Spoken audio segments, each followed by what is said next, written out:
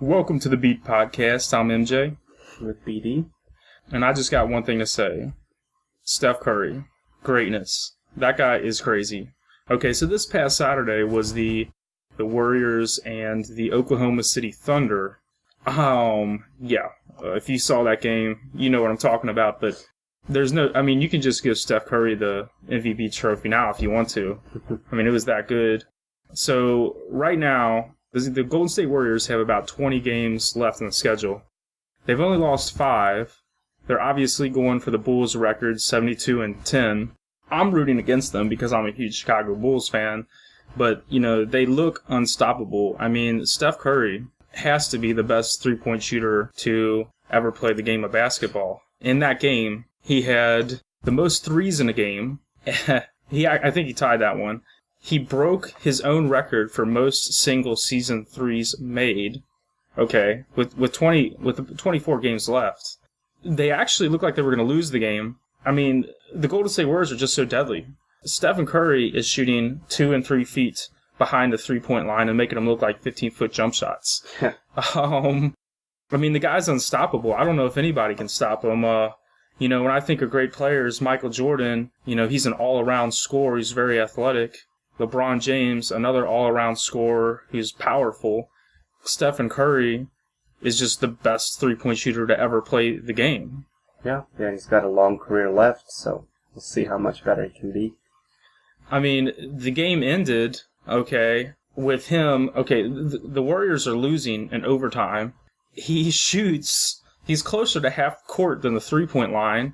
Launches up a running three, not a spot-up three, but a running three. Sinks it like it's nothing to win the game. I mean, it's scary how good this team is. So they have a great chance to beat that Bulls record. Yeah, that's what I was going to say. I mean, with 24 games left, right, they'd have to go 19-5 to tie. So I think they have a really good chance to beat the record too, not just tie it, but we'll see. It's going to be interesting. I think they'll lose at least, a few more, but how many more, I don't know. And the thing is, it's like, the thing about the NBA schedule, it's so grueling. You'll play these long road games back-to-back on the road where you got to go to different cities and things of that nature. So it's a very rigorous schedule. It's obviously not in their favor, but they're just doing so well. They have a great chance to beat that record. But well, not just to beat the record, but also, the Spurs have also had a really good season as well. They've only lost 9 games. So as of now, right, the Warriors are 4 games ahead of the Spurs. And I think you want to, in the West right now, be the number 1 seed, because that means that in the playoffs, the way the record is now, the Spurs would be in the number 2 and Oklahoma City is number 3. And that means that in the second round, the Spurs play the Thunder. And that's going to be a very tough matchup. And it would work in the Warriors' favor to have those two really good teams play each other and one of them, obviously eliminate one of those teams.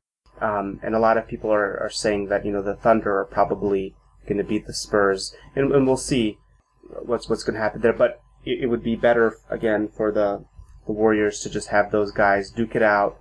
And then the winner of that would most likely play the Warriors in the Western Conference Finals. And, the Warriors would get a much easier team that they'd have to play against. So they'd get to relax while those two teams are probably duking it out in overtime in Game 7. Yep. So a lot more rest. So it's also important for them to get that number 1 seed. Oh, yeah. This season, definitely with the Spurs being so good. And same for the Thunder. I mean, Kevin Durant and Russell Westbrook are also incredible players, and they're definitely, without obviously any injuries, and if things stand the way they are, they meet the Spurs in that second round, they're going to give them a run for their money. So I think that's also important for the Warriors to make sure they keep that number 1 seed. I agree, BD. I'm sticking with my pick with the Spurs, but the Golden State Warriors look so deadly. They're so in sync. Some people call them a jump shooting team. I don't really think of them that way. They are a jump shooting team, but there's sort of two key things to me. One thing is that even though Steph Curry is a three-point shooter, he's not afraid to attack the basket. He's not a one-dimensional player. Right. He will attack the basket. And the other thing is they have such a great defense. Yeah. They've got great perimeter defenders and low-post defenders. And that's what helped win Andre Iguodala the Finals MVP. Was his really good defense on LeBron James, the best player in the world. And he did do a good job. He did an amazing job against him and helped them win a lot of those games against Cleveland last year on the defensive end. So, yeah, they're definitely a good defensive team. And also Draymond Green. But when you have a great NBA player, when you have a Magic Johnson, a Larry Bird, LeBron James, Michael Jordan, blah, blah, blah, you're not going to stop them offensively. Right. Your job is to make them take tough shots, hopefully have a low field goal percentage, maybe, try to force them to give up the ball to other players. So he played phenomenal defense for sure. And then I think sometimes people forget that, is that they say there's high-scoring games in the NBA that they don't play defense. They actually do play defense, but these offensive players are so great, you're just not going to be able to stop them. A lot of times when I watch the big men, because a lot of times on the perimeter, you never know who's going to guard who. But, if Shaq's going up against Hakeem Olajuwon, you're not going to stop Shaq. Right. The way you make it tough and the way you counterbalance that is with offense of your own. So, again, Andre Iguodala did a phenomenal job. Mm-hmm. Well, and also now I think the reason that the teams are scoring more, it doesn't mean that, obviously, like you said, the defense is bad. It's also because there are more smaller guys. Like the big guys now, 15, 20 years ago would have been the centers now would have been power forwards. Yeah. 15, 20 years ago. That's so true. So we have less of those really big guys. That means that everyone can run faster, so that speeds up the game. And speaking of defense, one thing that's been in the news recently is a comment Oscar Robertson made. Love Oscar Robertson. He's one of the greats of all time. Averaged a triple-double for the season. Me and BD are Cincinnatians, and back in the day, the Sacramento Kings, at one point in time, were the Cincinnati Royals. We had Oscar Robertson. But he made a comment about Steph Curry that's gotten a lot of attention in the news. Basically, to summarize, what he said, he basically said that NBA defenses don't really play him right. They don't press him. They don't guard him from the half-court line. They make it easy on him. It's taken a lot of heat. But I tell you what, the game I saw, Golden State Warriors versus the Oklahoma City Thunder, I mean, you cannot really doubt Steph Curry's greatness. He's got two defenders draped on him. He's shooting threes. He's got such a quick release. Mm-hmm. I wouldn't doubt his greatness. No, and we've seen other great shooters like that. He's kind of like a shooter and a scorer hybrid. You're not like a scorer like a Jordan or a Kobe, but he can score a lot of points kind of like them, but he does more so by shooting instead of driving and going for layups. So, there are plenty of times where Jordan or Kobe have been double-teamed, sometimes even triple-teamed, and they still score, and this guy's he's gonna do the same thing. Yeah, like you said, the best thing as a defense you can do is just to make things difficult. Speaking of Kobe, we are going to do a Kobe-centered podcast, as promised. We decided it would be best to do it at the end of the season, to see how the season plays out, being Kobe's last season, and what revelations happen. I think that's a great idea. Obviously, me and BD have busy schedules, unfortunately, and that's why there might not be the consistency in the podcast. But we will do the Kobe special. And also as the playoffs start, we'll do them. We'll do them more often, because that's when the basketball is most exciting, anyways. Exactly. Speaking of some of the recent events in the NBA, one of my favorite things about the NBA is All-Star Weekend. This year they had it in Toronto, Canada. It was, in my opinion, it was the best All-Star Weekend I've ever seen. I never really, even though I was a fan watching the Bulls in the 90s, I never really started watching All-Star Weekend until the 2000s. From start to finish, this was, for me, the most complete All-Star Weekend I ever saw. In fact, even the celebrity game was good. And a lot of times that's just a throwaway game. These guys could play. They were hitting some shots. It was actually a pretty high-scoring game.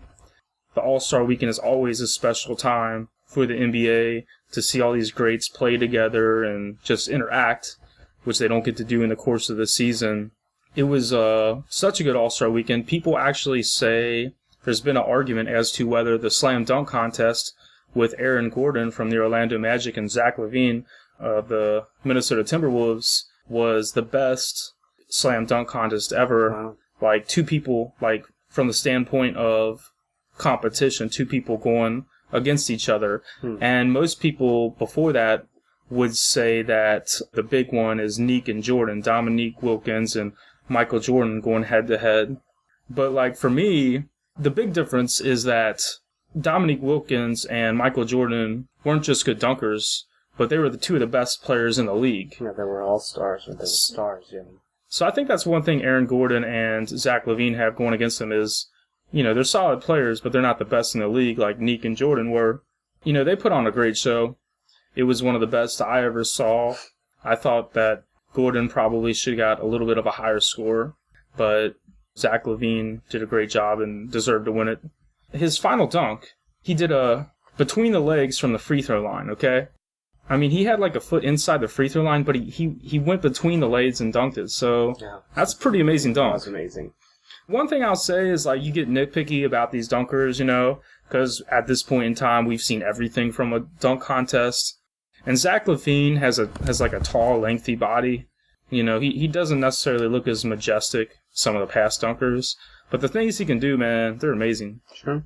What do you think about some of the criticisms that the negative criticisms from the All-Star game or even the dunk contest? Because I was reading some of the comments on ESPN.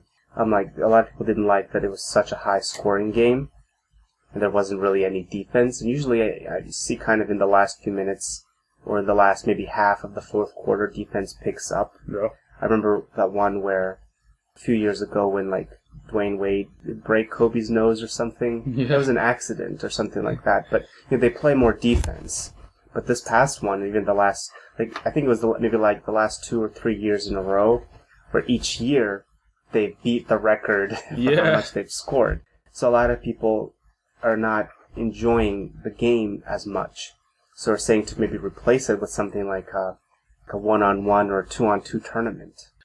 That would be cool. That'd be pretty interesting. Yeah. Or instead of having like the celebrity game, have like two of the stars team up, and then have a tournament. NBA Jam style, 2-on-2, yeah, like arcade style. Play 5 or like 10 minutes. And whoever scores the most points, like half court. Yeah. Whoever scores the most points after 10 minutes, they move on to the next round. I mean, that would be cool. I enjoyed the All-Star game. Yeah. But yeah, it was kind of boring, and I like the high-scoring ones. But I think if it gets to over 100 and let's say 20 points, or once it gets to even like 150, that means there really isn't that much defense. Yeah. Obviously you don't want to play really rough and tough and injure someone just in a fun game, but almost scoring 200 points, and then the other team, how many did they have? Around 180 or something? Yeah, I mean, they were both close to 200 points. Yeah, so it's like, I don't know, it wasn't... I enjoyed the game, and it was, without the defense, it wasn't that much, not as fun as some of the others we've seen, where they were lower scoring and there was more, especially in the fourth quarter. I mean, I think it's a tough predicament because on one hand, you don't want to get injured at a game that doesn't mean anything. Right. But on the other hand, who wants to watch a game where you're not trying? When you score 200 points almost. Right. Yeah, they made a record for one team scoring the highest points, and then they made a record for the combination of both teams scoring the most points together. Right. And last year, it was the record from the year before, so on like the last few years. So it's just, I don't know. When I was thinking about it, I compared it to the year they had the All-Star weekend in Dallas, and I was really pumped for that one. Mm-hmm. They had it in the football stadium, so it was in this giant arena.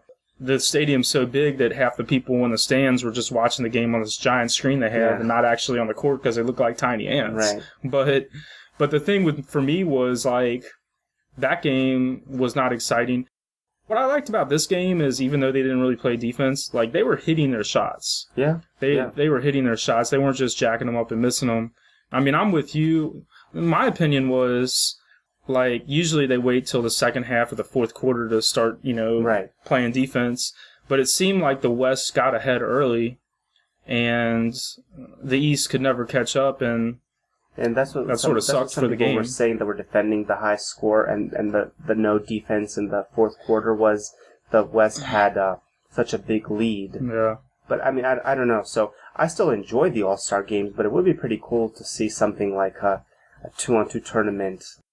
The fans could vote the top 24 players, and then you have 2 teams, right? Maybe you can even do 3-on-3. You know, kind of like NBA Jam. Keep it to 2 players. That would be really have cool. Maybe a reserve. Yeah. But if you're only playing, you know, like 8 or 10 minute time period, I don't think you'd have to have a reserve. But I think that'd be pretty fun to watch. That would be really cool. I mean, you could do it. You could split it up between your skill players, your guards, some forwards, and your big men, and some forwards. Yeah. And yeah, you could have like a big man, and you could have like a LeBron and a Timofey Mozgov or something. How cool would it be to have Kobe and LeBron, for example? Yeah.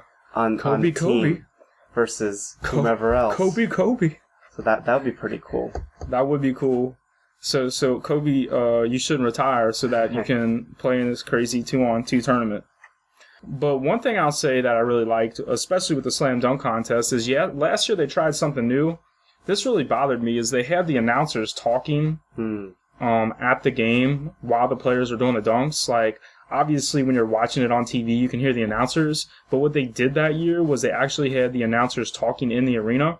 So like they put it on the big speaker or whatever, and while the players are dunking or in between dunks, they can hear the criticism from the announcers. Sure. And I really didn't like that, so I'm definitely glad they scratched that. Yeah. Also, the 3-point shootout was amazing.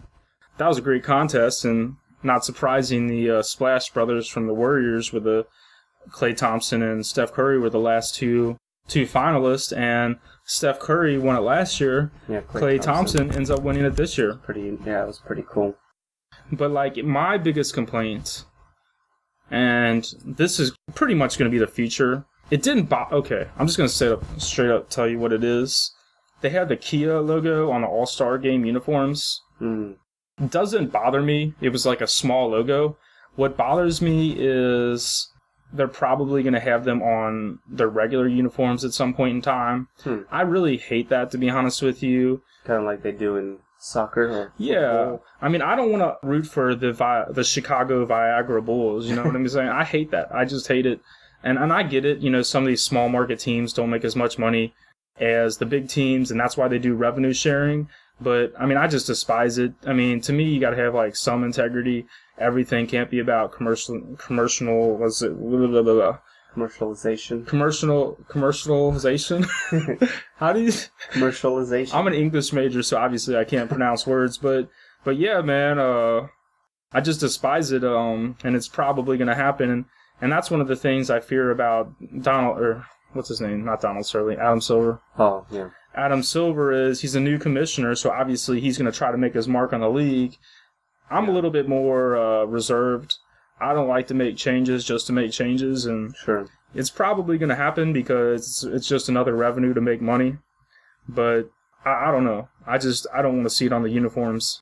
I prefer not to have it, so we'll see what happens. I did like how everyone paid tribute to Kobe. Like Kobe. Like MJ said, we'll have at the end of the season, this Kobe special. I did like how a lot of players from this generation, you know, how they talked about, I mean, Michael Jordan is still regarded by most as the best, and Kobe is still regarded as, you know, the closest to him, or, you know, like the second best, or one of the best ever. I mean, he's definitely in the top 10 with Jordan and all that, but how for a lot of these guys who are, you know, current stars, you know, they grew up watching Kobe more so than Jordan. So I think a lot of them paid, I think, a really good tribute to him, and it was kind of cool how the NBA honored him because he did make a lot of money for them and made I think Jordan, along with Magic and Bird, like they saved the NBA in the 80s with the Lakers-Celtics rivalry. That's so and true. Then Jordan made it globalized. But I think Kobe kind of took that torch on because, if you remember in the 2008 Beijing Olympics, Kobe was the most famous athlete there from the American basketball team. For some reason, for all the American athletes, China, right in China, is for whatever they're crazy about Kobe Bryant in China. Right. Exactly. They love Kobe Bryant, right. And I think part of it has to do with it's the Lakers. It's the best, it's the most recognizable NBA franchise, possibly the most recognizable American team because basketball is a more global game than baseball or football or hockey even, I think. So, having the most recognizable franchise and their player and him being so good, but also in Europe too. Yep. I mean, for a long time his jersey sales were number one, even when LeBron's jersey sold a little bit better here in the US, Kobe still dominated in China and Europe and other parts of the world.